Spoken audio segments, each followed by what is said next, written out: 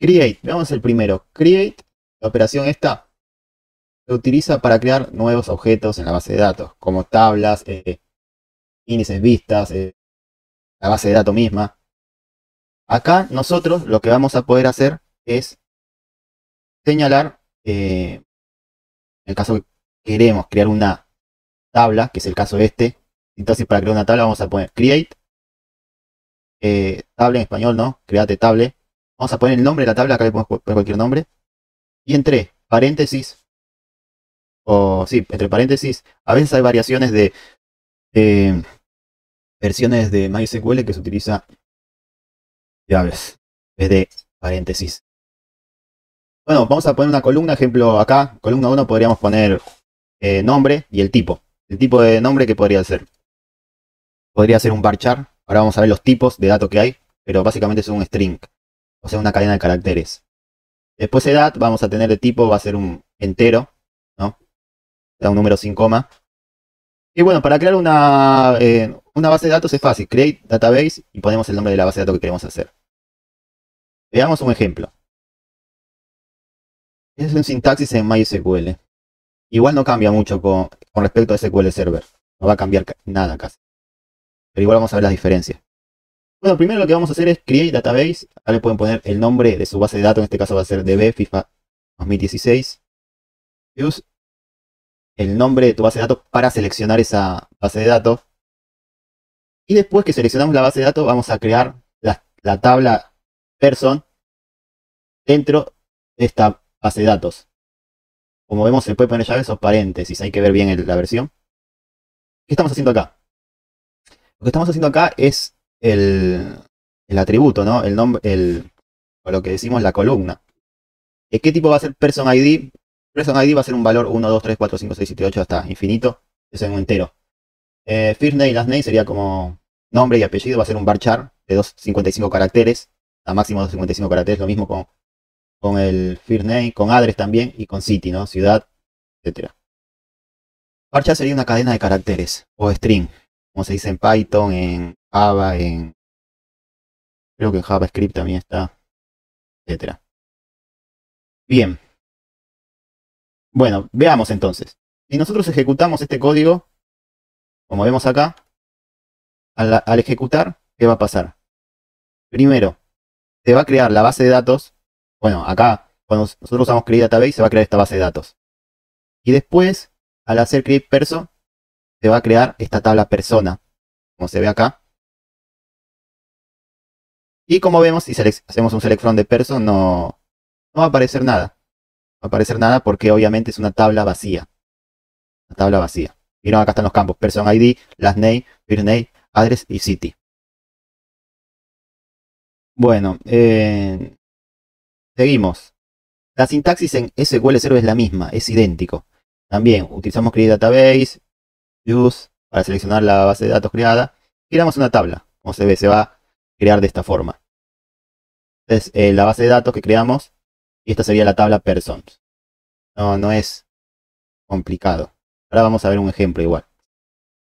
Ahora sí, vamos a los tipos de datos. Justamente los tipos de datos que lo vamos a utilizar para indicarle que este atributo, qué datos va a aceptar, ¿no? Si es un entero, entonces va a aceptar 1, 2, 5, pero no va a poder aceptar un hola mundo, porque es una cadena de caracteres. Ahí me ha tirado un error. Tiene que ser un entero, dice persona. Bueno, los tipos de datos determinan el tipo de valores que puede almacenarse en un campo de una tabla. Hay una variedad de tipos de datos disponibles en SQL. La elección del tipo de dato depende del tipo de información que se va a almacenar y los requisitos específicos de la aplicación. Justamente hablaba, si ustedes necesitan la edad, no van a tener que poner que sea un entero positivo. Ahora, si van a poner un nombre, el nombre va a ser de tipo cadena de caracteres o varchar. Acá tenemos algunos tipos. Parte 1, tenemos int o integer, que sería entero. Acá este tipo de datos se utiliza para almacenar números enteros, tanto positivos como negativos. Es utilizado para almacenar valores numéricos como identificadores, contadores y otras cantidades enteras. Entera significa que no tienen coma. Después tenemos el varchar. Como les dije, es una cadena de caracteres. ¿Sí? Hay que indicarle entre paréntesis la cantidad. La diferencia con el char es que el char ocupa todo el espacio. Supongamos que tenemos, vamos a suponer algo muy extremo. Tenemos un char, tenemos un varchar de 1000, vamos a hacer de 1000 posiciones, ¿sí? De 1000 posiciones. Acá un ejemplo es de 255, de 1000 posiciones. No vamos a poder poner muchas letras, ¿sí? Ahora, con el varchar ingresé solamente la letra A. ¿Cuánto me ocupó de espacio? Solamente ese carácter A de varchar.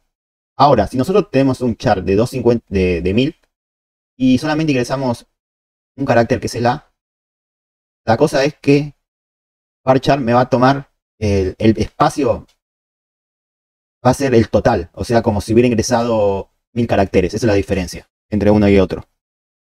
Entonces, en mayoría de casos conviene varchar. No nos va a ocupar tanto, no nos va a ocupar espacio de más. Date. Este tipo de datos se utiliza para almacenar fechas de formato IIMM, que sería año, mes y día. Es útil para representar fechas de calendario como fecha de eventos, fecha de nacimientos, etc. Observar este formato, ¿no? Después tenemos el time. Se utiliza para almacenar información sobre el tiempo, pero sin la fecha. Observar eso. Hora, mes y segundos. No, hora, minutos y segundos. Después tenemos el datetime, timestamp. Estos tipos combinan justamente la fecha con la hora en un solo campo. Como ven acá, año, mes y día, hora, minutos y segundos. Bueno, y sería este formato, como se ve acá. Después tenemos el decimal, obviamente. Supongamos que hacemos el precio. Tenemos el precio de algún producto. Supongamos que está $1.05. Entonces vamos a necesitar los comas. Y acá, para eso vamos a utilizar el decimal numérico. Observar bien el P y el S. Estos tipos de datos se utilizan para almacenar valores numéricos decimales como cantidades monetarias o medidas precisas. ¿Qué significa la precisión total del número? Y eso significa la cantidad de dígitos después del punto decimal. Veamos un ejemplo de esto. Bueno, ahora vamos a ver un ejemplo de eso. Veamos ahora mejor. Creamos una tabla con nombre matemática.